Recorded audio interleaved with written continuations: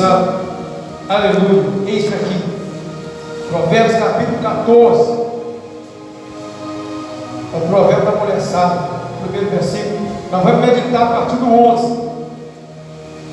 Versículo 11 diz assim: a casa dos perversos será destruída, mas a tenda dos retos florescerá. Há caminho que ao homem parece direito, mas ao cabo dá em caminho de morte. Até o riso tem dor no coração, e o fim da alegria é a tristeza.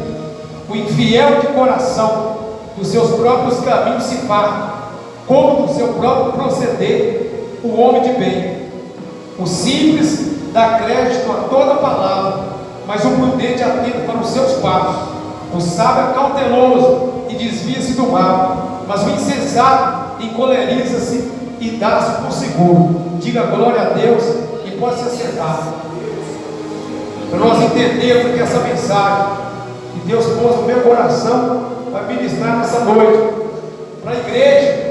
A palavra é mais um lembrete, irmãos, porque nós temos ouvido a palavra de Deus sempre com o mesmo pastor, os mesmos pastores aqui, e muitas vezes até nos acostumamos, mas a palavra de Deus, ela é nova a cada dia. Ela não se renova, porque ela não precisa se renovar, ela é nova a cada dia. Diga glória a Deus.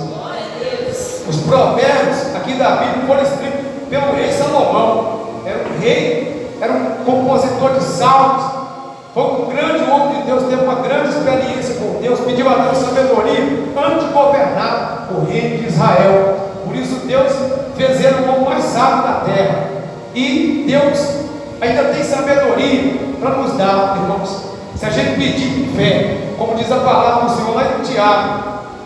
Se alguém pedir necessita de sabedoria, peça a Deus com fé, que Ele dá a todos. Ele não vai negar sabedoria. Nós precisamos de sabedoria.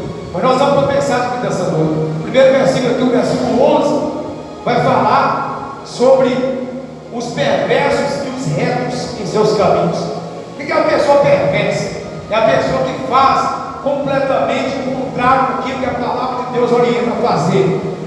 E certamente a pessoa que não para para dar ouvido a palavra de Deus vai viver uma vida de perversidade. Lógico que vai, porque não tem como viver uma vida reta a não ser ouvir a palavra de Deus. Porque quando nós ouvimos a palavra de Deus e deixamos ela entrar no nosso coração, nós temos a possibilidade de seguir ao Senhor no caminho da retidão, em nome do Senhor Jesus Cristo.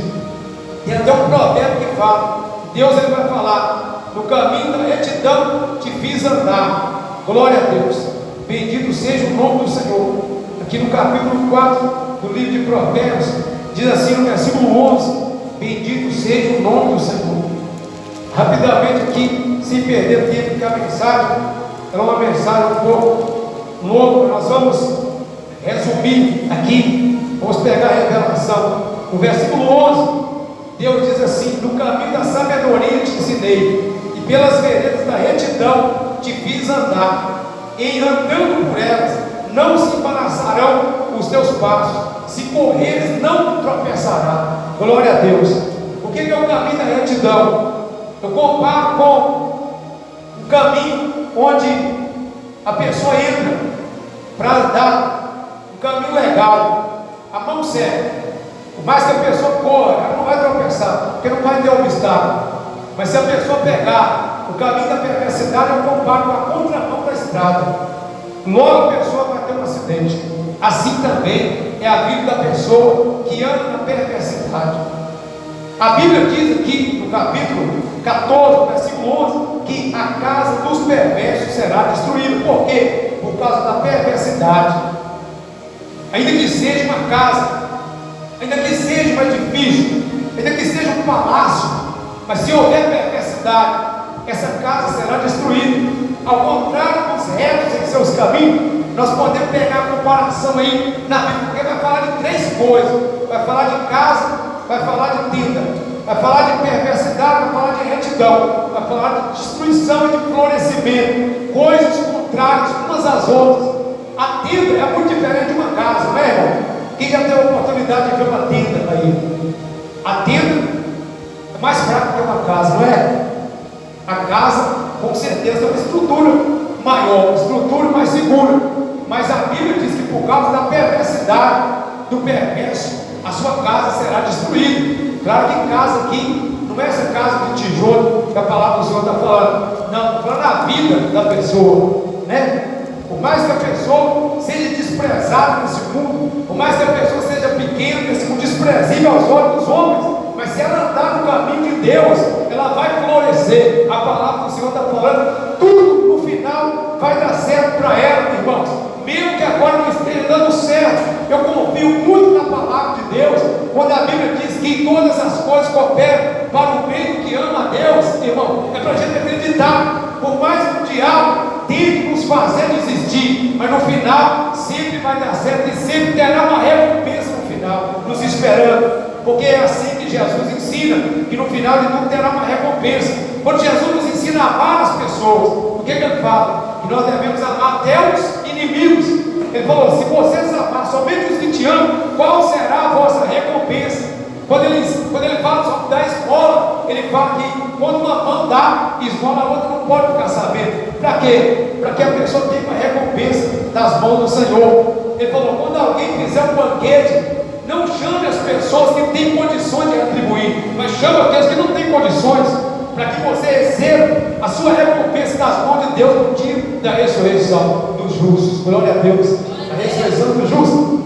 Então a palavra do Senhor está dizendo aqui, que por mais que alguém seja bem sucedido diante dos homens, se ele tiver a perversidade, no final de tudo vai dar errado com essa pessoa. Mas aquele que está com Deus, por mais que ele não seja nada aos olhos das pessoas, no final ele será abençoado por Deus. Glória a Deus. Amém? Esse é o primeiro versículo. O segundo versículo, versículo 2 diz assim: há caminho que ao homem parece direito, mas ao cabo dá em caminho de morte. Nós que somos crentes, cristãos, convertidos, frequentadores da igreja, estamos sempre. Irmão, está acompanhando a mensagem do 14, né? Porque os irmãos foram lá para o 4 e esqueceram. É no 14, aí no versículo 12 do capítulo 14, que eu expliquei aqui, ele foi lá e voltou quando explicou. Está falando aqui, irmãos, que há caminho que ao homem parece direito, mas ao cabo mas ao cabo dá em caminho de morte. Eu estava falando assim, a pessoa que frequenta a igreja, frequenta os cultos, está sempre ouvindo a mesma palavra, a mesma pregação, e nós estamos recebendo de Deus uma direção. A palavra do Senhor está dizendo aqui que existe caminho, há caminho que ao homem parece direito, mas não é. Quando as pessoas estão enganadas, nós não temos noção da quantidade de pessoas nesse mundo que estão enganadas. Tem pessoas que dizem que todos os caminhos levam a Deus. Quem já ouviu essa frase?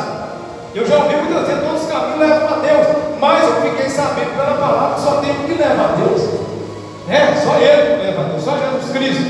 Mas a palavra do Senhor está dizendo que existe caminho que ao homem parece direito, e nós vamos listar alguns aqui, irmãos. O pecado, não precisa nem ficar falando muito dele, nós já sabemos que ele é como algo que está dentro de uma embalagem muito bonita, que no princípio, lisonjeia a pessoa, promete a pessoa, muito prazer, muito lucro, mas no final de tudo, nós já sabemos que espera a pessoa que está entregue a esse caminho de pecado, como aconteceu com Eva, como aconteceu com Judas, como aconteceu com Saul, e assim por diante. Na palavra nós temos vários exemplos, O começo é muito bom, como aconteceu com o filho pródigo, que se rebelou contra o pai, saiu de casa, e no final de tudo, ele teve que voltar para a casa do pai, porque o mundo deu a ele um tratamento muito difícil, ele sofreu muito lá fora, Então o pecado é um deles, é um desse caminho aqui, que parece direito, na verdade parece que tudo vai dar certo, Tem muita gente que está andando aí, de qualquer maneira, e acha que tudo vai terminar bem, mas precisa dar meia volta e voltar para a presença de Deus. Glória a Deus. Então nós não vamos falar muito sobre esse assunto aqui. Eu quero falar sobre caminhos que têm aparência de coisa boa mesmo, coisas que são até permitidas por Deus. Por exemplo, o caminho da religião. A religião, para religião significa religação. Quem sabia? Ela vem do latim, significa significa religação, é religar, religião. Então, na mente de muitas pessoas, toda religião é boa. Quem já ouviu isso aí também? Assim como pessoas falam que todo caminho leva a Deus, tem pessoas que dizem que toda religião é boa. Tem gente que até fala, o homem precisa ter uma religião, não é? Precisa ter uma religião. Mas na verdade precisa ter Jesus e precisa ter a verdade, o conhecimento da palavra, não é? Porque o budismo é uma religião, o hinduísmo é uma religião, o espiritismo é uma religião, e assim por diante. Tem várias religiões, várias crenças, várias seitas. A gente pode incluir tudo em um grupo chamado sistema religioso. Isso aí em si, se a pessoa não tiver discernimento, não tiver conhecimento aqui do que realmente importa, vai ser enganado, mesmo que pareça direito. Porque quase toda religião fala de Deus, não fala? Quase toda religião fala de Deus. E tem muitos que até falam em Jesus. Quando eu era criança, a gente frequentava o espiritismo, que a minha tia era espírita e é até hoje, a gente ouvia falar de Jesus lá. Só que depois que eu vim para a igreja, que eu conheci a verdade, eu descobri que aquilo é engano. Aquilo ali engana muitas pessoas, destrói a vida de muitas pessoas. Então a religião, se a pessoa não tiver discernimento dela, em si mesmo ela não faz nada pela vida de ninguém. E toda pessoa que confiar na sua religião, no seu religioso, pode estar confiando em uma coisa que vai deixar a pessoa em maus lençóis depois. Nós podemos dar o exemplo dos fariseus, né? Os fariseus eram um grupo religioso que confiava na sua justiça própria. Por eles serem religiosos, eles achavam que eles já estavam justificados, mas Jesus provou que não. A briga de Jesus com os fariseus, nós notamos aqui o confronto de Jesus com os fariseus em várias partes do Evangelho. É ou não é? Quantas vezes que Jesus confrontou os fariseus com a realidade? Como lá em João 8, por exemplo, que eles estavam ali questionando Jesus e assim por diante. Aí a palavra do Senhor fala lá em Tiago, capítulo 1, versículo 26. Se alguém supõe ser religioso, deixando de refrear a língua, está escrito lá em Tiago, capítulo 1, versículo 26. Se alguém supõe ser religioso, deixando de refrear a língua, sua religião é falsa. Você está enganando o seu próprio coração. Está escrito, a sua religião é vã, não adianta. Então a religião sem discernimento, ela é um caminho que parece direito, parece que todas levam a Deus, mas na verdade não é assim que acontece.